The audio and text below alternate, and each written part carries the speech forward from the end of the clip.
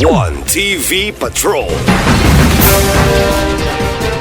Sanction resolution sa MOWD batog sa Prime Water gisagop na sa Konseho sa Uzamis. Ano ang detalye ni Johnny Tommy?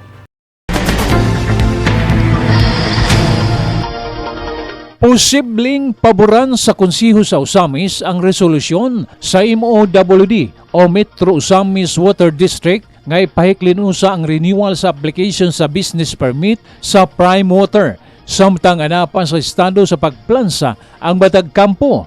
Atol sa diskusyon sa plenaryo sa Konseho, nagkadaiya ang sentimiento sa mga sakop sa Konseho sa panaghap nga adunay legal implication batok sa Konseho ang pagdawat o pagpabor sa resolusyon sa mga Board of Directors sa MOWD nga magpabawal sa pag-isyu og renewal sa business permit sa Prime Water. Apan gipasabot ni Majority Floor Leader Attorney Mars Tapayan nga way legal implication batok sa Konseho kung paboran ang maong resolusyon sa katarungan nga katungod o kaayuhan sa katawhang Uzamis nun ang gilantaw sa Konseho o kini nga kahimtang nakalatid sa 1987 Philippine Constitution o sa Local Government Code of 1991.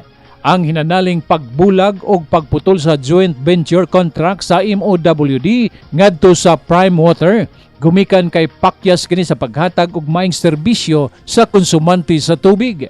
Daw dunay kamatuoran ang rason sa MOWD gumikan kay ang Konseho mismo nakadawat og reklamo labot sa dili maayong serbisyo sa tubig nga gipadagan sa Prime Water din taud-taud nang giantos sa mga Uzamis nun.